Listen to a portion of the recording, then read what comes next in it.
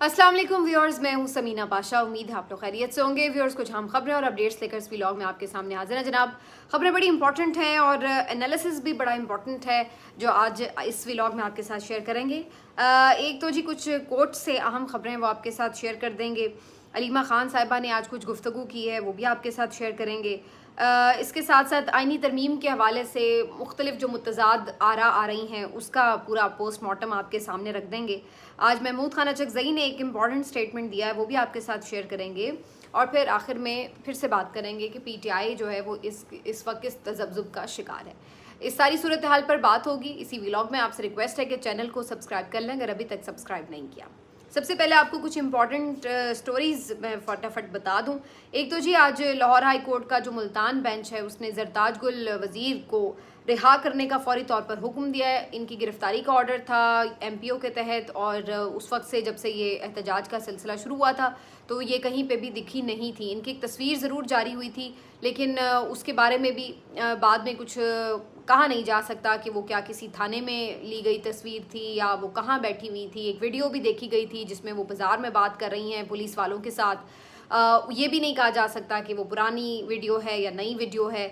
लेकिन बहरहाल ये कुछ मुबहम सी उनके बारे में ख़बरें ज़रूर आती रही हैं लेकिन अल्टीमेटली ये ज़रूर बहरहाल बात कंफर्म थी कि वो सामने तो ग्राउंड पर नहीं थी और नज़रबंद थी या गिरफ्तार थी। बहरहाल इनकी गिरफ्तारी को चैलेंज किया गया था और अब जरताज गुल साहिबा को रिहा करने का हुक्म दे दिया है लाहौर हाई कोर्ट ने। दूसरी तरफ मज़ीद भी कई जो कारकुनान पकड़े गए थे लाहौर से उनके भी काफ़ी हद तक केसेस ख़त्म हुए हैं और 70-80 के करीब तो कल ही कारकुन रिहा हो गए थे। और लेकिन ये कि लाहौर में पकड़े भी बड़ी तादाद में थे। मेरा ख्याल है 1000 से ज़ायद या इसके आसपास ही तादाद होगी जो कारकुनान पकड़े गए थे लाहौर से और इनमें से काफ़ी तादाद में उनकी बरियत हो गई। 70-80 तो उसी वक्त अगले ही दिन रिहा हो गए थे। कुछ को उन्होंने मज़ीद पकड़ के रखा है। जो मेन इनके लीडर्स हैं नाम हैं जिनमें अवैस यूनुस जो कि आपको पता है मरकज़ी सेक्रेटरी जनरल लाहौर के, ये भी अभी तक तहवील में हैं। इसी तरह से मुसर्रत जमशेद चीमा की एक मुकदमे में ज़मानत हुई भी तो दूसरे में उन्हें पकड़ लिया, तो ये सिलसिला जारी है।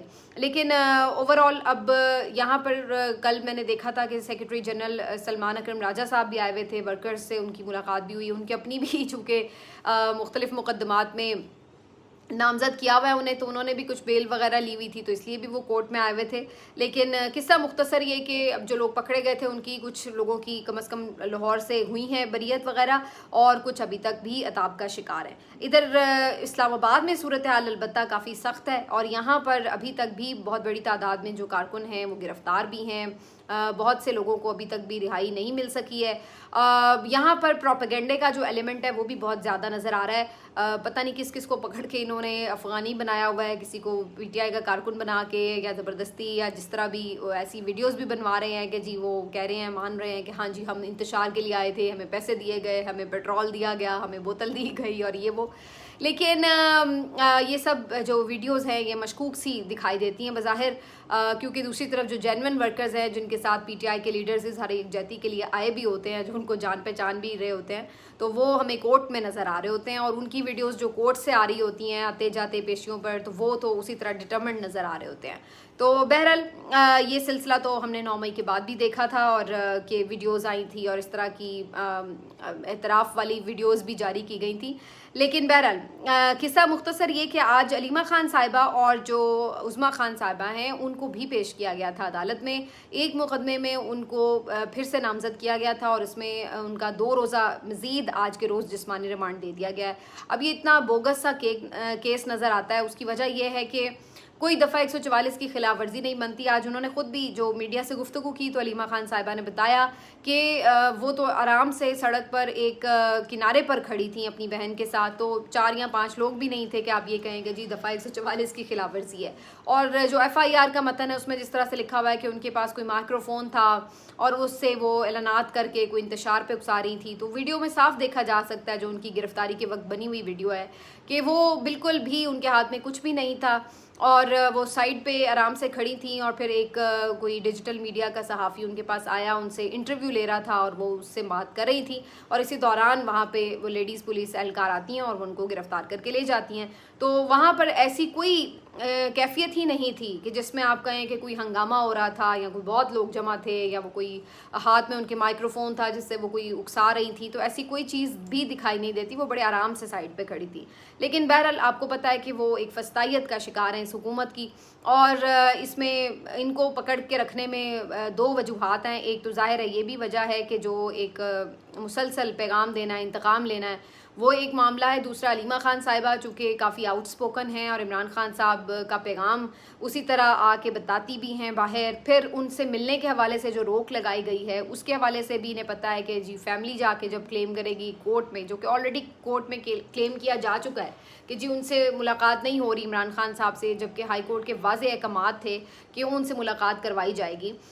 तो इस मामले पर भी ज़ाहिर है अलीमा खान साहिबा पेश होती हैं। और तीसरी जो सबसे इम्पॉर्टेंट बात है वो ये कि अलीमा खान साहिबा वो गट्स रखती हैं कि अगर लीडरशिप इस वक्त बिल्कुल खामोश भी है, कोई उनकी तरफ से अगर डायरेक्शंस भी नहीं दी जा रही, तो अलीमा खान साहिबा भी कोई डायरेक्शन जारी कर सकती हैं या वो उनके इमरान खान साहब के बिहाफ पे वर्कर्स के साथ सामने खड़ी हो सकती हैं। तो इसलिए भी उनको जो है वो अरेस्ट करके रखा हुआ है और ये सारे बोगस मुकदमात इसी सिलसिले की कार्रवाई लगते हैं। और आज का कोई रिमांड बनता ही नहीं था उनका किसी तरह भी कि आप उन्हें 2 दिन का रिमांड दे दें, उनसे क्या आपने बरामद कराना है, लेकिन उनका रिमांड दे दिया गया। और इस दौरान भी उन्होंने कारकुनान से यही कहा कि एहतजाज जारी रहेगा, इमरान खान साहब को रिहा होना चाहिए। और इस मौके के ऊपर आज महमूद खान अचकज़ई साहब का जो स्टेटमेंट है वो भी काफ़ी इंपॉर्टेंट है, जो ये कहते हैं कि उन्हें ख़दशा है कि इमरान खान साहब के साथ भुट्टो वाला मामला ना कर दिया जाए, और वो कहते हैं कि इमरान खान को रिहा होना चाहिए। ये एक बहुत बड़ी फाश गलती होगी स्टेट की तरफ से अगर ये कोई इस तरह की चीज़ सोच रहे हैं। तो ये बड़ा तशवीशनाक बयान है महमूद खान अचकज़ई का, और सारे इसके ऊपर वक्तन फ़वक्तन बात करते रहे।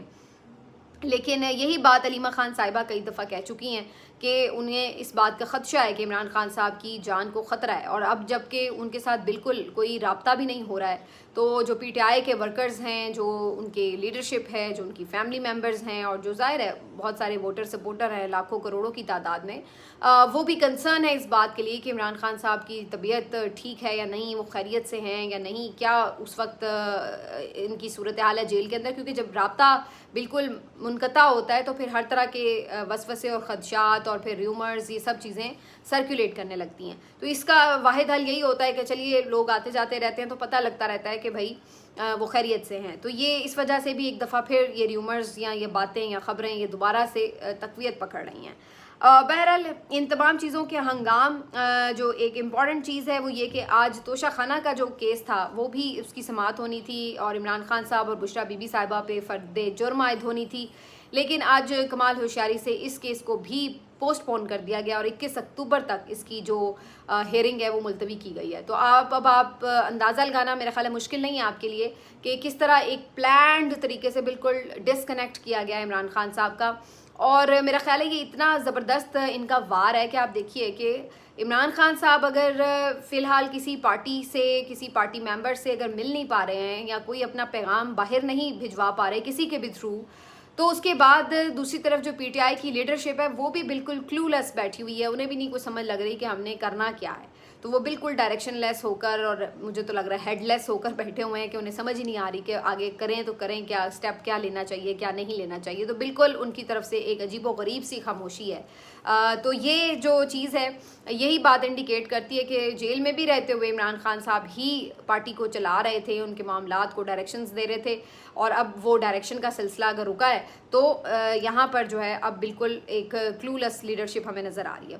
इससे मुझे एक बात और भी याद आ रही थी कि जब मियां नवाज शरीफ साहब के ऊपर एक पाबंदी लगी थी और उनके जो बयानात वगैरह मीडिया पर नहीं चल रहे थे और उनकी कवरेज उस तरह से मीडिया पर नहीं थी कुछ अरसे के लिए बीच में, तो उस वक्त इस बात को बहुत हाईलाइट किया जा रहा था कि जी मियां नवाज शरीफ साहब का तो एक बुनियादी हक़ है, कैदी का मतलब ये थोड़ी है कि आपसे आज़ादी इज़हार राय छीन ली जाए, और उनसे तो मुलाकात भी होनी चाहिए और उनकी बातचीत रिपोर्ट होनी चाहिए। और इसके लिए सबसे बढ़कर हमारे चैम्पियन सहाफ़ी, बड़े बड़े नामवर सहाफ़ी जो हैं वो बाकायदा एक रिट पिटिशन लेकर इस्लामाबाद हाई कोर्ट चले गए कि जनाब आज़ादी इज़हार राय को यकीनी बनाया जाए और मियां नवाज शरीफ साहब की जो बातें हैं वो गुफ्तगू है वो रिपोर्ट होनी चाहिए। लेकिन आज जब इमरान खान साहब की न सिर्फ ये कि बातचीत, तस्वीर पे तो बहुत अरसे से एक बैन लगा हुआ है, उनका नाम नहीं चलता है टीवी स्क्रीन के ऊपर, और उसके बाद जो थोड़ी बहुत बानी पीटीआई करके भी उनके टिकट्स वगैरह 2-4 चल जाते थे, वो भी इतने कंट्रोल्ड किस्म के चलते थे। अब उसको भी टोटली इन्होंने वॉश आउट करने के लिए ये बिल्कुल टोटल पाबंदी लगा दी है कि कोई राब्ता ही ना हो, ताकि वो ना कुछ कहें और ना किसी किस्म का भी पैगाम उनका जारी हो सके बाहर। लेकिन इतनी सख्त किस्म की पाबंदी पर अब किसी की आज़ादी इजहार राय की जो एक बेचैनी थी वो नहीं जाग रही है। अब किसी को कोई फ़र्क नहीं पड़ रहा है कि जाके कोई पिटिशन करे कि भाई कैसे आपने उनके ऊपर पाबंदी लगाई है कि वो बात नहीं कर सकते और उनकी बात रिपोर्ट नहीं हो सकती।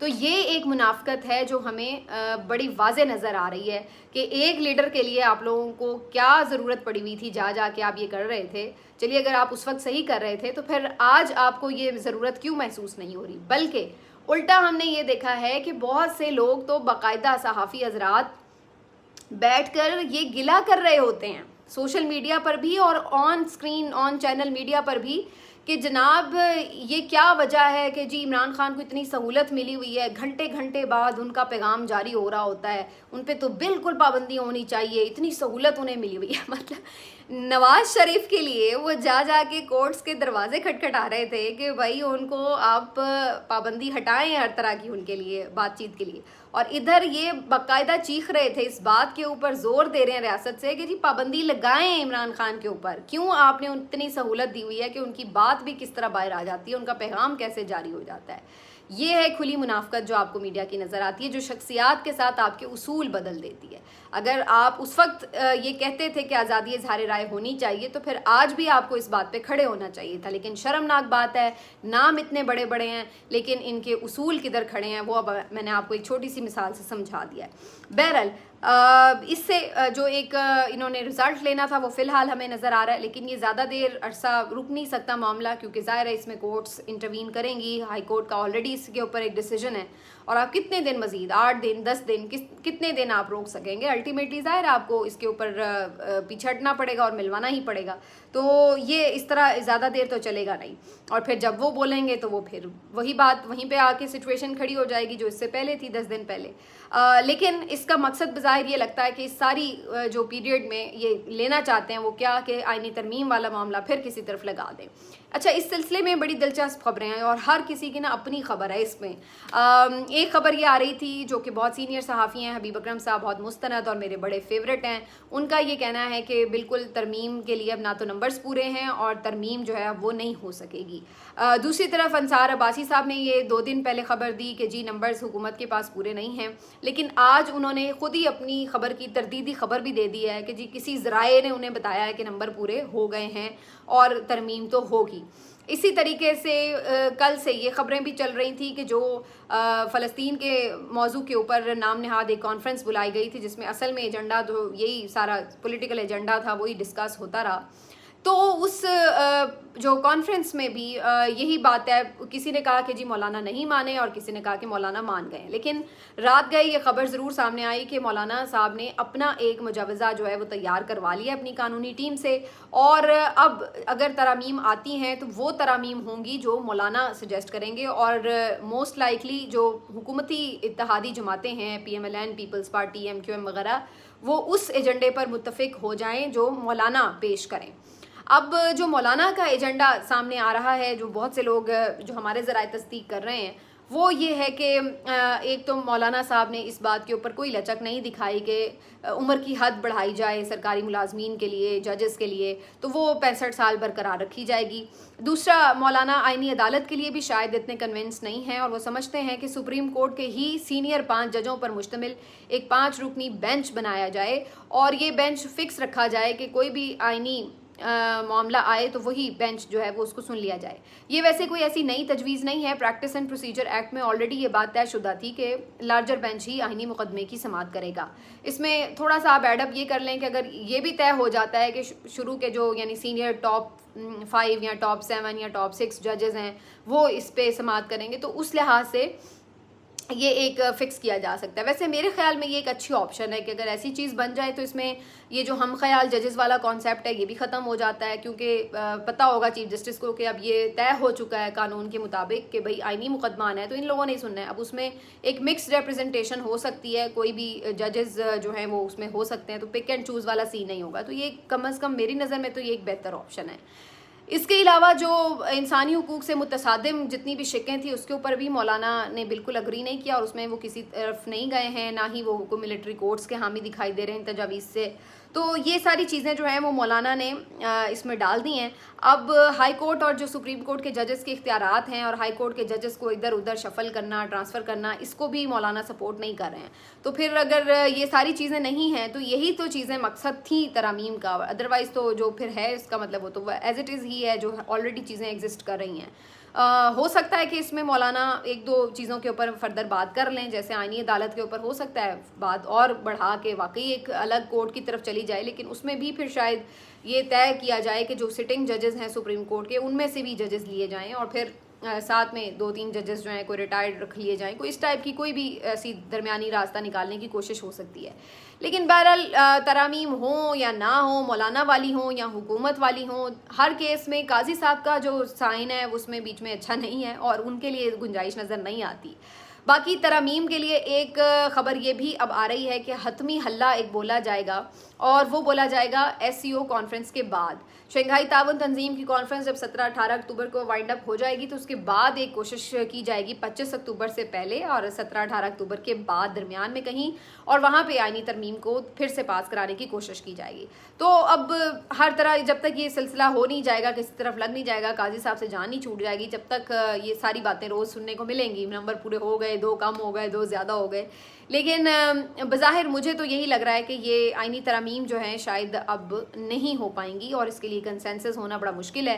आज ये भी मैं ख़बर सुन रही थी, इमरान रियाज ने कुछ इस तरह की बताई हुई थी कि जी हुकूमत ये भी लोगों को फ़ोन करके कह रही कि जी हमारे PTI के बहुत सारे लोग जो हैं, यानी PTI वालों को ये बता रही थी कि हमारे PTI के लोगों के साथ राब्ते में और 8-10 लोगों ने यकीन दहानी करा दी है। तो उसके बाद ये भी एक टैक्टिक लग रहा है मुझे। बेसिकली ये इस तरह ही होता है कि जब आपने लोगों को तोड़ना हो तो आप कहते हैं लो तुम अकेले रह गए हो, बाकी तो पहले ही मेरे साथ हैं, और ये वो चाहे वो हों भी ना साथ। तो ये इस तरह की कुछ यानी टैक्टफुली डील करने की कोशिश हो सकती है। करोड़ों रुपए की ऑफर्स भी लग रही हैं, तो ये सब भी हो रहा है। लेकिन इन सब चीज़ों के बावजूद भी मुझे लग रहा है कि जो लोग इतना कुछ सह के आके इमरान खान से नहीं पीछे हटे, तो अब वो आईनी तरमीम के ऊपर मुश्किल है कि वो साथ दें। अब आदिल बाज़ाई वगैरह इनके सुना है कल प्लाजे वगैरह गिरा दिए गए हैं और कई 1-2 मेंबर्स हैं उनकी रुकनीत ख़त्म कराने के लिए रेफरेंस भिजवा दिए गए हैं। तो पता नहीं क्या क्या ये लगे हुए हैं करने के लिए इसी बात के ऊपर कि जी तरमीम किसी तरह हो जाए। लेकिन अगर तरमीम की तरफ बात गई भी तो मौलाना की चॉइस की हो सकती हैं, और अगर ये मौलाना की चॉइस की होती हैं तो फिर बहुत ज़्यादा शायद वो टारगेट्स अचीव ना हो सकें जो हुकूमत का बुनियादी मकसद था इन तरमीम से। तो ये जी तरमीम के हवाले से सारी अपडेट्स हैं। आखिर में सिर्फ जी एक बात कहेंगे, बहुत काफ़ी गुफ्तगू हो रही इस बात के ऊपर कि जी PTI जो है वो इस वक्त खामोश है, इनका लाहेमल क्या है, बल्कि फिर बात लंबी हो जाएगी। अगली वीडियो में इस पर तफसील से बात करते हैं कि PTI के लिए आगे क्या ऑप्शन मौजूद है। अब मिलते हैं आपसे अगले वीडियो में। अपना ख्याल रखिए, अल्लाह हाफ़िज़।